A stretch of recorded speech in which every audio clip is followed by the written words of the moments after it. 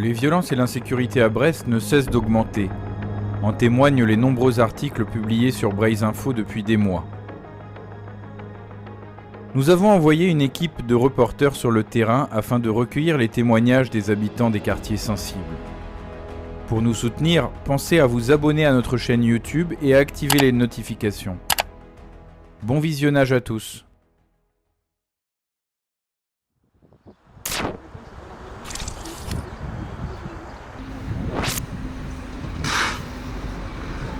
Bonjour, Bonjour. vous habitez Brest? Oui, Vous habitez depuis longtemps à Brest? un peu plus de 20 ans. Est-ce que vous trouvez que l'insécurité a augmenté ces derniers temps? Oui, un peu, oui. On peut pas garer sa voiture n'importe où. Tu peux même pas laisser ta voiture, par exemple, la nuit dans certains endroits, c'est pas possible. Tu risques de la faire cramer. En plus de ça, c'est surtout que j'ai une copine, elle peut même pas se promener dans Brest la nuit, quoi. Ça fait longtemps que c'est comme ça? Ça s'est dégradé vraiment il y a à peu près 5 ans. 5 ans, 6 ans. D'accord. Mais vraiment dégradé. Et comment ça se manifeste alors? T'as un trafic de shit, par exemple, au niveau de la mairie. Les femmes se font. Quand elles passent il y a un tunnel juste en face de la mairie, c'est abominable, elles peuvent même pas passer par là. Toute la zone est. T'as les vendeurs de cam, sans oublier les dragueurs invétérés, mais bon. Et autrement, t'as certaines cités qui. Tu peux pas tellement rentrer, quoi. Sauf si t'es connu. T'as des périodes blanches où, là par exemple, il y a eu une période blanche l'année dernière, pendant les élections, il y avait rien qui cramait. Mais après, ils se sont défoulés. Autrement, parce qu'il y a un truc qui est bizarre, c'est que tous les ans, au mois de juin, à Brest, ça crame, quoi. Sauf l'année dernière pour les élections municipales. On voit beaucoup de tentes par exemple comme celle-ci là, juste là. Qui c'est qui occupe ces tentes? Alors, si tu veux, c'est pas toujours des marginaux, mais t'en as. Mais t'as des fois des mecs, par exemple, qui travaillent. T'as aussi t'as beaucoup de gens qui travaillent un peu dans la restauration et autres, ou bien qui travaillent sur les bateaux, qui font des petits boulots. Ils n'ont pas de quoi se loger. Ils n'ont pas de logement, donc Donc ils dorment en tente comme ça? voilà, ils dorment en toile de tente, ou bien tu as des fois des camping-cars, ils sont dans leur camping-car. Tu as même des gens qui travaillent pour la mairie, qui habitent en camping-car. Et qui logent, certains, carrément, ils sont des fois dans les cités, ils sont protégés parce qu'ils ils sont copains. Mais autrement, il y en a d'autres qui se mettent sur le port de Plaisance ou autre part aux alentours, dans leur camping-car. D'accord. Et c'est quand même surprenant de voir des tentes un peu partout quoi. On a vu sous le pont là-bas plusieurs tentes aussi. Ouais, t'en as pas mal. Ça c'est des travailleurs? Pas tous, mais t'en as certains des travailleurs, ouais. La théorie du grand remplacement, ça vous dit quelque chose? Alors j'ai ma petite femme qui est venue du Sud Finistère pour faire son contrôle technique de bagnole. Elle a vu le changement en 2 ans, elle. Et même, alors, en fait, elle a suivi l'avenue Jean Jaurès, toute la partie Jean Jaurès. Elle me dit où est-ce qu'on est. On va y aller. Ah ouais. On va aller voir. T'as des heures où c'est carrément, on voit le changement de population. T'as certaines autres heures, certains jours de la semaine, tu n'auras que a priori des autochtones, mais autrement après, c'est devenu, tu te demandes où tu es. D'accord. T'as des boubous partout, quoi.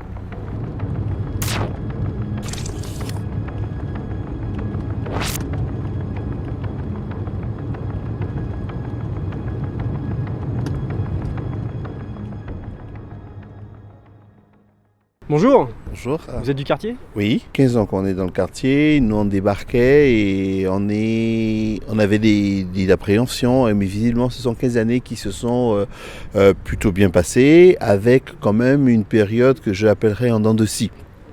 Des périodes des incivilités, bon, ça encore, ça passe. Et après, on a une situation où on a des incivilités qui sont de plus en plus croissantes, de plus en plus montantes. Et donc là, ça peut être un peu difficile. Alors nous, on a fait le choix pour le moment de rester dans le quartier parce que il y a beaucoup d'argent public qui est investi dans ce quartier, beaucoup d'activités sont proposées et l'école, surtout l'école publique de ce quartier est d'une qualité exceptionnelle. Donc on a fait le choix d'y être et de profiter effectivement de tout ce que peut avoir le quartier, tant d'infrastructures socio-culturelles, surtout la bibliothèque, qui, hélas, a déjà subi les foudres de l'incivilité, dont de l'incendie. Est-ce que vous vous plaignez à la mairie? Est-ce qu'on vous écoute? Est-ce qu'il y a des actions qui sont faites pour arranger les choses ou... Alors, beaucoup de gens dans le quartier, ils restent parce qu'ils s'y plaisent. Beaucoup se plaignent des incivilités par binôme, par voisinage. Il y a des remontées qui sont faites au niveau de la mairie. Une municipalité qui, je crois, en même temps pense, qu'il n'est pas faux, que par l'investissement culturel, l'investissement sportif, on va pouvoir rattraper certains jeunes, mais en même temps, à cette partie de fer, il va manquer l'action fermeté, il va manquer l'action sanction, l'action... Alors, l'éducatif, on peut être un éducateur, on peut être proche des jeunes, mais tout en étant ferme dans le cadre. C'est peut-être ce qui peut manquer. Brest est une des seules villes de France où il n'y a pas de police municipale. Alors, le problème de la police municipale, c'est bien une situation d'autruche, c'est un refus de la municipalité, c'est une idéologie. Qui est de gauche. Oui, qui est de gauche. Donc voilà, j'ai envie de dire que, parce que, alors on l'entend avec certaines personnes qui militent plutôt du côté gauche, dire que il faut désarmer les polices municipales, il faut désarmer la police, plus d'autorité. Mais finalement, quand des adultes le disent, les jeunes le reçoivent. Le jeune, la nature du jeune, c'est de faire le tri de ce qui l'arrange. Alors quand l'adulte le dit, le jeune, qu'est-ce qu'il fait? Il prend, il dit tiens bien.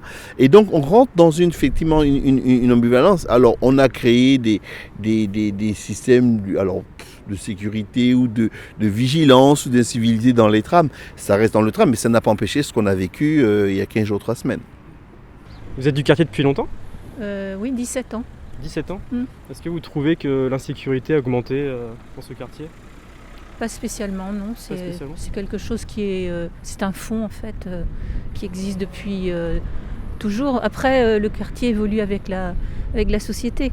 Donc, je pense que ce qu'on voit aujourd'hui, on le voit un petit peu partout. Voilà, c'est... Vous avez été témoin d'actes de violence? Oui, bien sûr, tous les jours. Pas d'actes de violence, pas sur les personnes. Je veux dire, les gens du quartier sont pas... Il n'y a pas d'agression? Il n'y a pas d'agression, voilà. Après, les violences qu'on a vues là dernièrement, oui, je les vois comme tout le monde. Dégradation de matériel? Dégradation de matériel, et puis...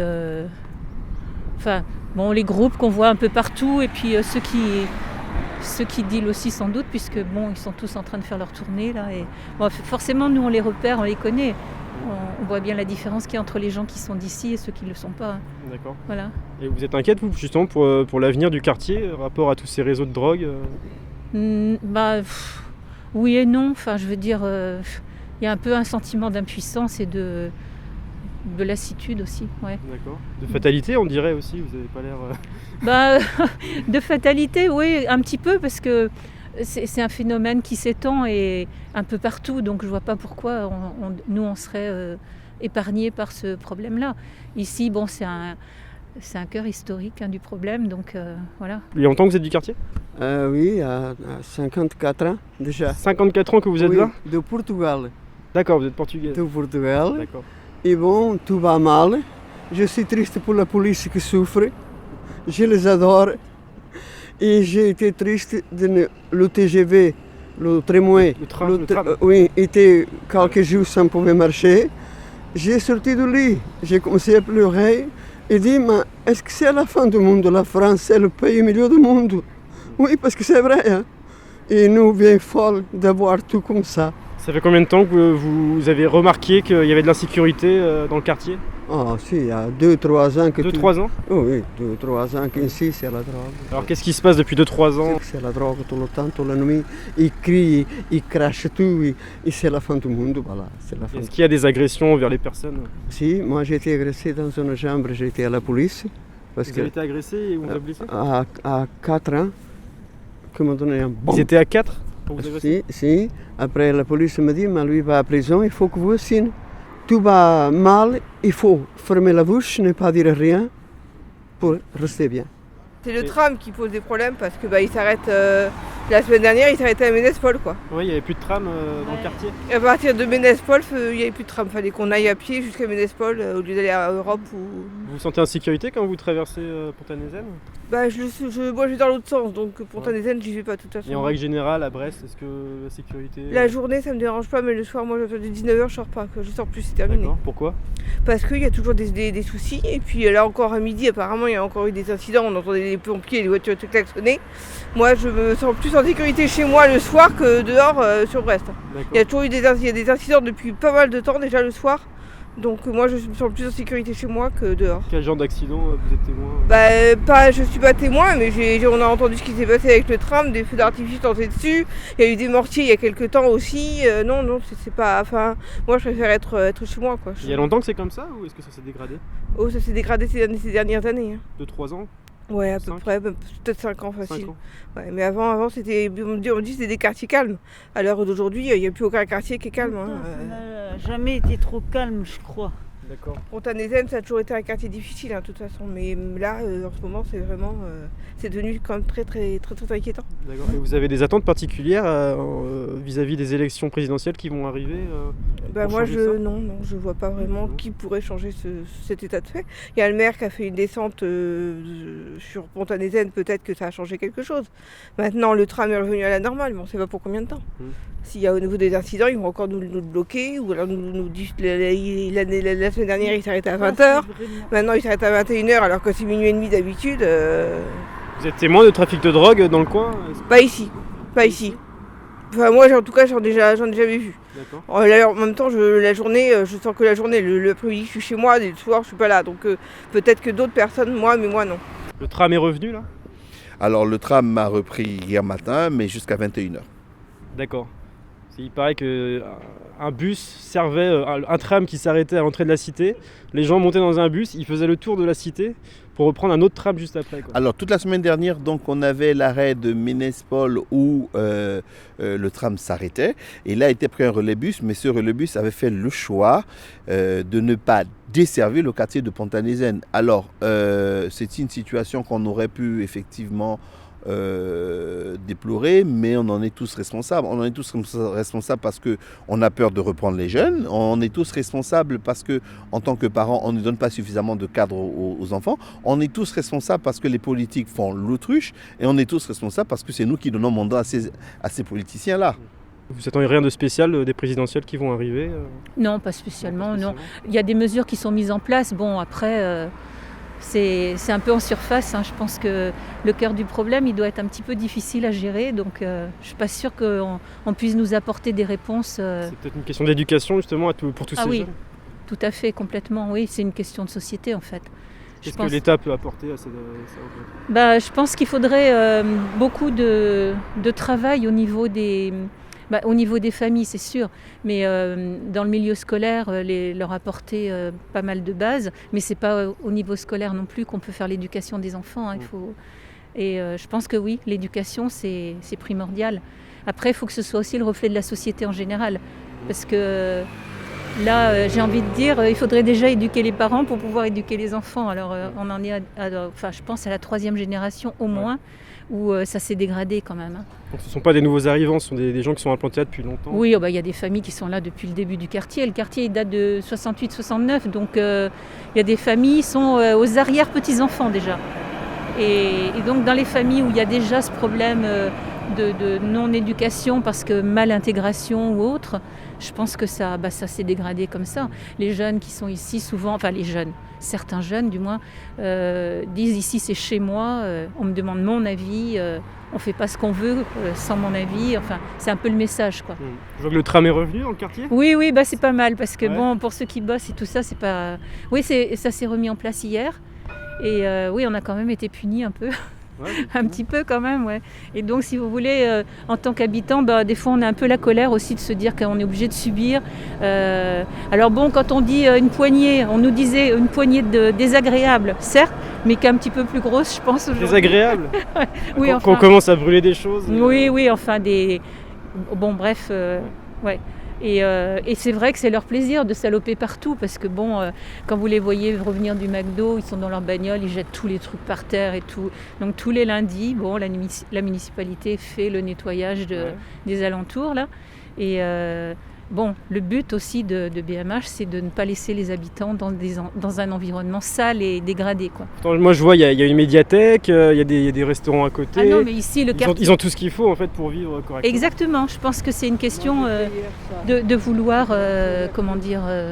faire ou pas faire, quoi, parce qu'il y a tout ce qu'il faut ici, on est au cœur de tout. Ils ont quasiment tout. Alors, ils peuvent vraiment vivre à Pont-à-Nézen, une très bonne boulangerie, une pharmacie, un marché. Alors, il y a des moyens publics qui sont mis, mais à ces moyens publics, il faut que les jeunes comprennent que c'est une action publique et donc, comme toute action publique, il y a la notion de respect et puis il y a des lignes rouges à ne pas franchir. Il y a des ententes implicites entre nos gars du quartier avec des gars d'autres quartiers. Pourquoi ? Parce que les voitures qui vont servir au rodéo, les motos qui vont servir au rodéo sont stockées quelque part, pas dans le quartier. Et donc, très bien, moi je stocke ma voiture, la voiture ou la moto qui a fait le rodéo dans un abri, dans un garage chez moi, mais bon, après je viens et puis on met un peu le bazar dans le quartier. Vous pensez que ça va jusqu'où la délinquance ici ? Est-ce qu'on peut dire qu'il y a des grands délinquants armés, enfin des réseaux justement de drogue, et donc qui seraient armés comme à Marseille, comme à Paris ? Dire qu'il n'y a pas de drogue, c'est un véritable mensonge. Alors on dit que plus c'est gros, plus ça passe. Mais ça me surprend. Non, effectivement, on est dans le trafic, mais on est dans un trafic qui monte en puissance parce que ce trafic-là s'organise. Il y a de plus en plus, entre guillemets, de gamins qui sont recrutés pour faire des choses. Et donc, on voit comment la ville est des territoires, finalement, entre la rive droite et la rive gauche. Chacun veut protéger son territoire. Donc, ça va enchaîner, effectivement, une montée en puissance d'une pseudo-protection, donc ils vont s'équiper en armes ou ils s'en sont équipés.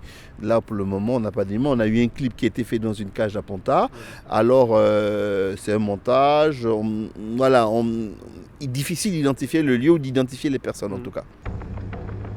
Hasard du calendrier, Marine Le Pen s'est également rendue à Pont-à-Nézen ce jour-là. Elle ne s'est malheureusement pas arrêtée au centre de la cité comme nous l'espérions. C'est pourquoi nous avons décidé de la rejoindre à l'hôtel de police où elle se rendait.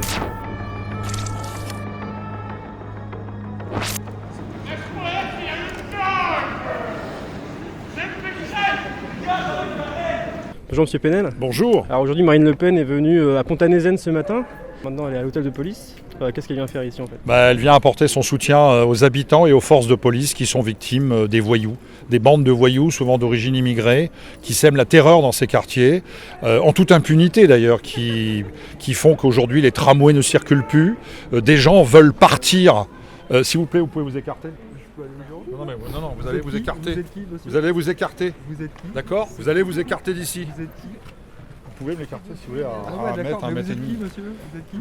Elle s'est arrêtée ce matin à Pont-à-Nézen ? Oui, alors elle a été à Pont-à-Nézen faire une rapide visite parce que c'est vrai que la situation est tellement... Elle s'est pas arrêtée ? Si, on est descendu de voiture, on a regardé un petit peu le cadre de ces quartiers et on s'aperçoit que c'est une situation insurrectionnelle. C'est-à-dire qu'aujourd'hui, même une députée de la République ne peut plus se rendre librement dans un quartier, que les forces de police d'ailleurs ne peuvent plus y pénétrer. Donc c'est devenu une zone de non-droit que moi j'appellerais aussi une zone de non-France. Même les membres de la mairie en fait qui nous disent qu'il n'y a pas de problème dans ces cités ne se dépassent jamais sans présence policière. Mais évidemment, le maire de Brest a une attitude purement scandaleuse dans cette histoire. On voit bien d'ailleurs dans ses déclarations qu'il a un soutien presque larvé à certains délinquants quand il refuse de les condamner sévèrement, quand il refuse de mettre des moyens dans la mairie de Brest pour lutter contre cela. Moi, je rappellerai que dans le quartier de Pont-à-Nézen, depuis 2005, on a dépensé 100 millions d'euros au nom de la politique de la ville. 100 millions d'euros. Ce quartier ne manque de rien. Il y a des tramways, il y a des équipements sportifs, des équipements culturels, etc. Et on s'aperçoit que ces quelques dizaines d'individus cassent, brûlent. Ils cassent d'ailleurs ce dont ils sont censés manquer. Voilà, ça prouve que ce n'est pas une détresse sociale, c'est un communautarisme souvent baigné d'islamisme, il faut le reconnaître. On n'oubliera quand même pas que c'est le quartier de l'imam de Brest. Alors si on l'entend un petit peu moins en ce moment, nous on ne l'a pas oublié quand même. C'est un quartier qui est gangréné par l'islamisme, gangréné par le trafic de drogue, et aujourd'hui c'est devenu une zone de non-droit et moi je dis surtout de non-France.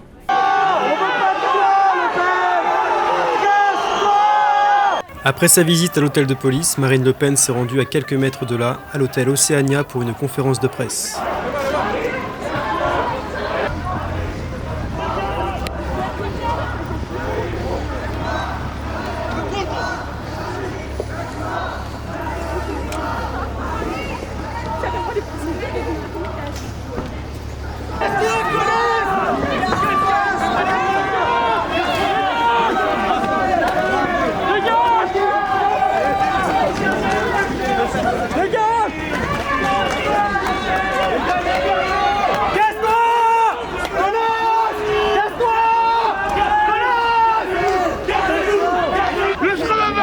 représentant d'Alliance, elle est là, t'es content? Il n'y avait rien sur là.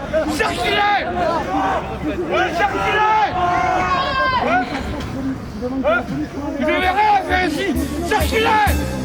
Qui dit Brest dit rue de Siam, ses boutiques et ses réclames, ses petits trottoirs et puis ses trams. Recouvrant ses Saint-Martin, l'Artois, la place Guérin et tous les autres quartiers rupins. Nous avons aussi Saint-Louis, Quai-Ravel, le petit Paris. Alors on est où là? Là on est place de la Liberté, donc vraiment le point central de Brest, enfin de son centre-ville. Et donc ce qui est vraiment amusant, c'est qu'on a des points de deal juste en bas de la mairie. Ouais. Le commissariat est tout proche également. Il y a des policiers partout là, suite à la venue de Marine Le Pen, ils sont juste là. Ouais, et on voit les gens dealer juste là en fait. Voilà, c'est ça. Ostensiblement, un petit groupe, juste au-dessus, dans les arcanes de la place de la Liberté, puis même sur les marches. Place de la Liberté, on a le tunnel qui fait la jonction entre la place avec les fontaines et la rue de Siam. Et souvent, sous ce tunnel-là, on a des dealers. Voilà. Et donc les gens parfois hésitent à passer en plein centre-ville. Il y a des agressions parfois ou... Ça peut arriver, ouais, c'est possible. Ouais. Des intimidations au moins. Ouais. Vous passez souvent par le centre de Brest ici?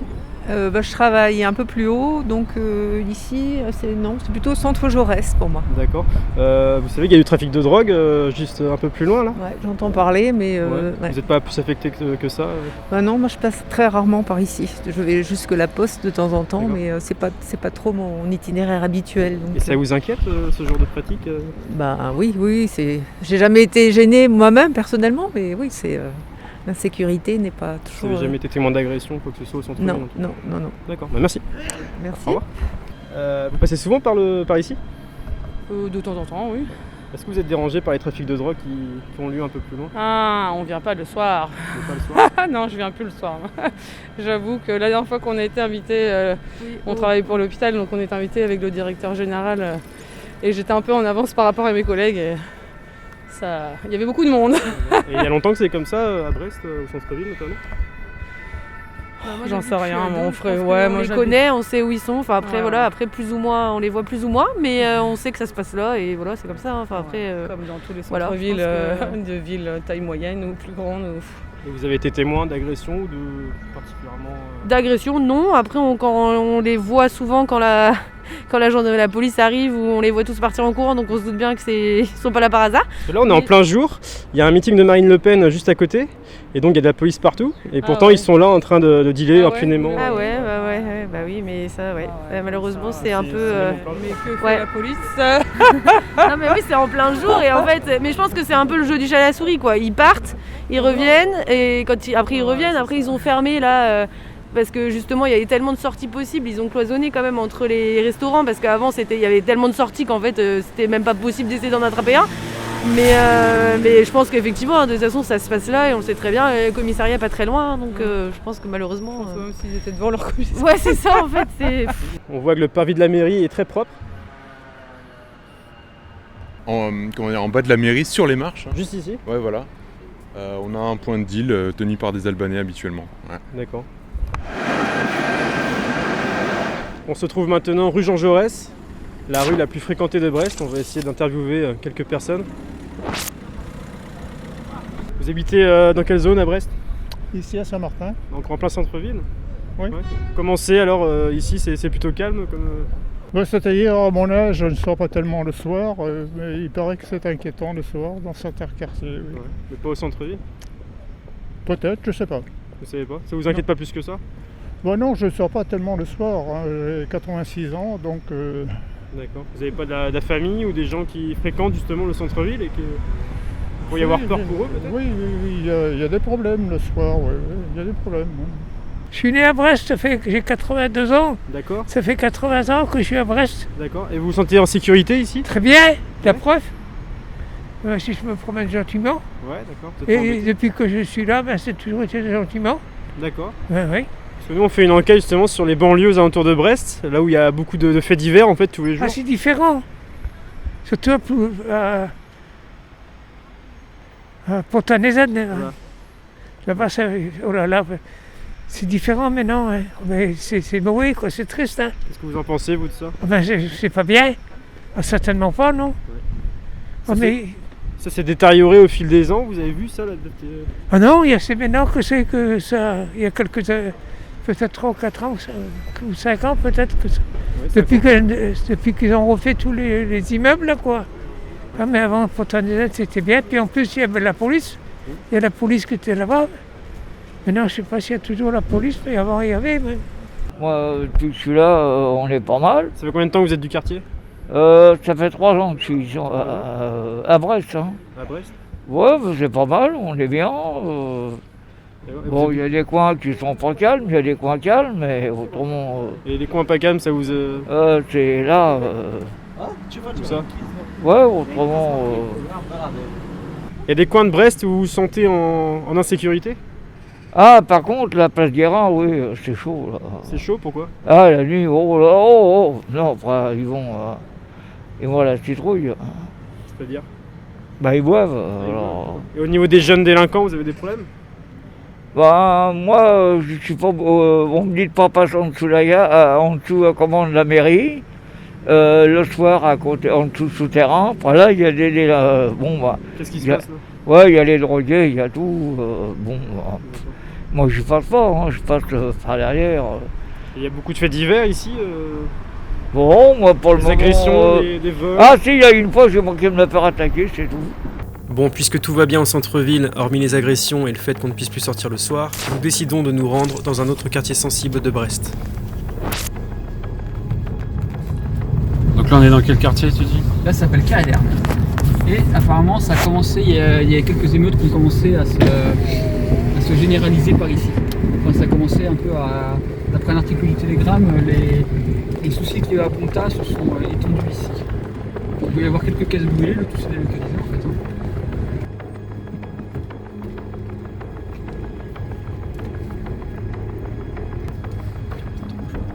Ah là, regarde. Ah voilà, il y a du... Alors là, on voit les traces d'un incendie de voiture. Ouais.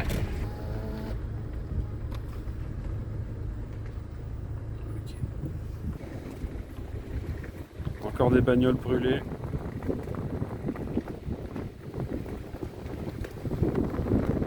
Ici, on est à Carré-d'Erne. Alors bon, bah, c'est encore une cité sensible de Brest, et ils se tapent la bourre avec Pontaine-les-Aines à ceux qui préfèrent brûler le plus de voitures.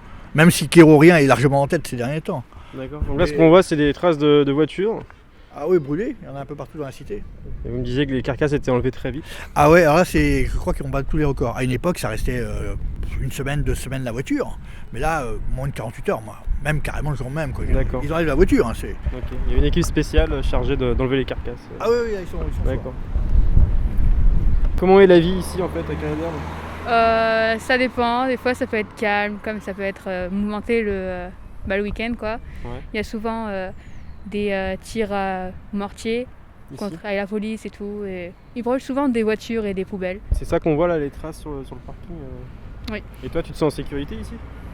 Bah, je sais qu'ils font rien normalement aux habitants, donc je me sens un peu en sécurité. D'accord, donc ils agressent pas les habitants, c'est vraiment que des dégradations Oui.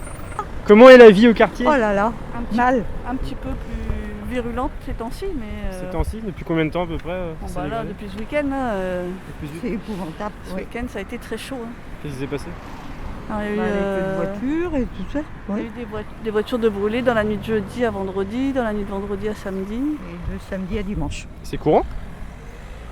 Oh bah, il y en a de temps en temps, mais là c'était... Là c'est beaucoup quand même. Beaucoup quoi. C'est 5 voitures dans le week-end. Vous vivez là? Vous vivez dans le quartier? Ouais, depuis 20 ans. Ouais, moi j'ai ma voiture qui a été abîmée. Hein. Et vous vous sentez en sécurité ici? Là, un peu plus. Avant, moi ça fait 32 ans que j'habite là et j'ai jamais eu de problème avant. Il y a des pics, il y a des hauts, des bas, mais c'est pas aussi, ça n'a jamais été aussi violent que ce week-end. Ah oui. Est-ce que vous vous sentez en sécurité ou... De voir les CRS, oui, ça nous... Mais bon... Ils tournent souvent les policiers? Ah non, depuis samedi... ça n'arrête pas. Ça n'arrête pas. D'accord. Ils restent là, ils arrivent à 19h et ils sont là jusqu'à minuit. D'accord. Donc ça calme, ça apaise un peu, je pense. Ouais. Il y a du rodéo ici en mobilette? Ah oui, oui. Ça, oui. En moto? En moto, oui. Ouais. Les motos qui n'ont pas le droit de rouler sur les routes, ça roule. Hein. D'accord. Ouais.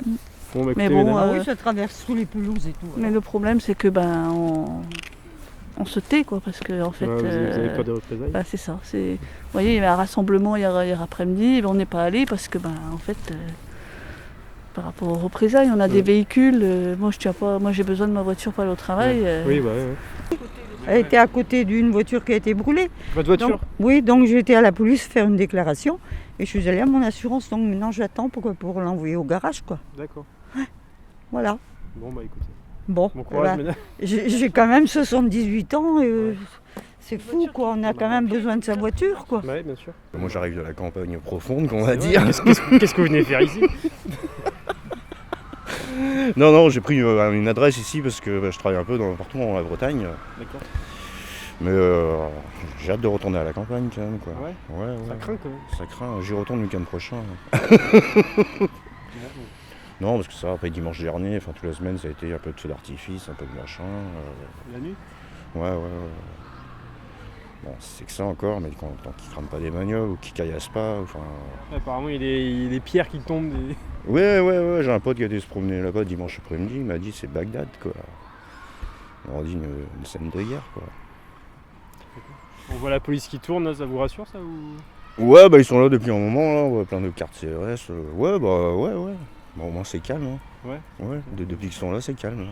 C'est la nuit qu'ils font les fusées, J'ai même reçu 2, moi, à mes pieds. J'allais poster une lettre, j'étais avec ma chienne. Ils m'ont lancé 2 avec une voiture. Moi, je croyais que c'était de la tour. Et il y a une dame qui m'a dit non, c'est une voiture qui passe et qui vous a lancé les... Ils vous ont visé? Oui. J'aurais pu prendre feu, j'ai eu peur. Hein. D'accord. Et puis alors, vous avez été à la police, non pour Non, je n'ai pas été. Non. Vous pensez que c'est pas utile? C'est grave, mais bon, on a tellement peur. Ça fait longtemps que vous êtes du quartier? Oui, mon Dieu, c'était bien avant. Ouais. C'était bien fréquenté, c'était... oui, il n'y avait pas de dégradation, il n'y avait pas... Les jeunes étaient polis, ils étaient corrects, il n'y avait rien. Qu'est-ce qui a changé alors tous les gens qu'on a ramenés ici, quoi. D'accord. Je suis pas raciste, hein. C'est pas le cas, c'est pas... Mais qu'est-ce qu'ils ont... C'est des amis qui sont là pour la sécurité. Je croyais que c'était des jeunes, parce que c'est vrai qu'on appréhende... Vous avez peur? Oui. Moi, je vais jamais la nuit dehors. Hein. Et même la journée, vous pensez que... C'était le jour qu'on vous a tiré des fusées dessus? C'était le soir, oui, vers les, 5h30, 5h30, oui. D'accord. Et est-ce qu'il y a autre chose qui vous dérange? Il paraît qu'ils font des rodéos en moto aussi? Ça, oui. Et puis des fois, des voitures qui passent, mais à toute vitesse. Un enfant traverserait, par exemple, il serait renversé, quoi. Vous êtes rassuré de voir la police qui tourne? Oui. Est-ce que vous pensez que la mairie est attentive aux plaintes? Le maire, au début, ne voulait pas qu'on mette sur le journal, hein, quand il y avait des... non. Pourquoi? Faut cacher la misère. Oui.